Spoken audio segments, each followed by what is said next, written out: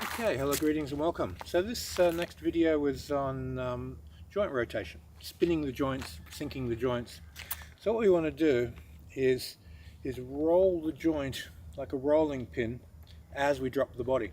So as we roll the wrist under, we roll the elbow under, we roll the shoulder under, we hollow the chest, roll the back under, we drop the hip, roll the hip under. And if I've got my leg back, my weight's on my back leg, my tailbone will roll down into my back leg.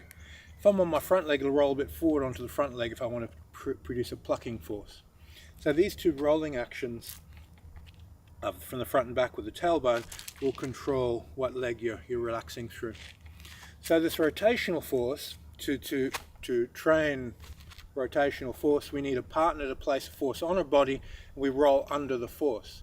Just rolling your joints with your own body weight will give you a partial effect. For the full effect, we need a partner to place one hand on our elbow, one hand on our fist, and between these 2 points, we can touch their elbow with the other hand and just roll the joints down, hang the tailbone, and slip underneath their base. So what happens as we stretch the muscle out across the joint and then relax and hang the joint, there's a hanging of the muscle, the tension is converted from muscle tension into fascia tension as we relax. So we have a tension from our partner on our body, we have a line, we have mass on our body, and as we relax, we're not collapsing. The tension has to be maintained by something. So we're activating fascia.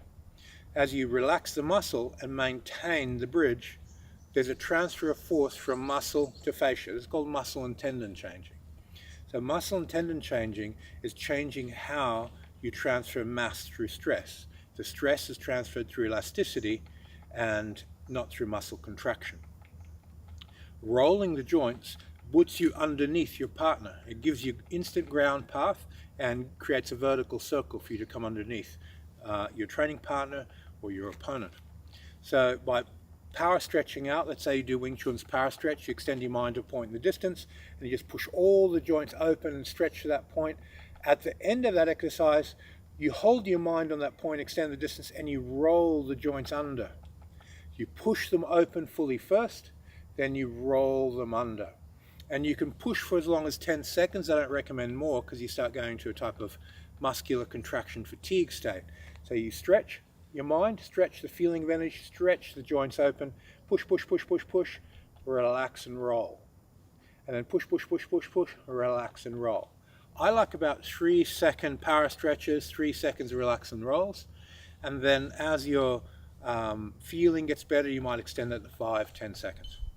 I wouldn't suggest going over 10 on either one of those phases because you lose the intensity out of it. Okay, so this type of training produces a Wing Chun body, an elastic, connected, ground path body. Because Wing Chun is such short range of motion in most of its techniques, you really need to pay attention to how do you produce power. And the only way to do that in Wing Chun is by getting more connected mass, because power is mass times acceleration. Connect more mass and then learn how to accelerate through the fascial web, accelerate that mass in a shorter distance.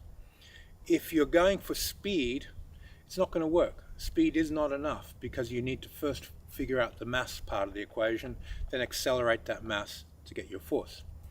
And then learn to stick at the point of contact so you don't have any dissipated or lost energy when you hit the target. Okay, so I hope this helps with connecting the joints, rolling. The power stretch exercise, extending your mind to a point in the distance for 3 to 10 seconds and rolling the joints under afterwards and then transferring the stretch into the roll, backwards and forwards 3, 6, 9 times, and then do some loosening exercises to soften the body. If you do Tai Chi, do the Tai Chi loosening exercises between sets to develop the Tai Chi body. The Tai Chi body amplifies Wing Chun. Use the Wing Chun vehicle for delivering the power and the Tai Chi for softening the body, for increasing energy conductivity through the body. Okay, thank you for your time and see you on the next video.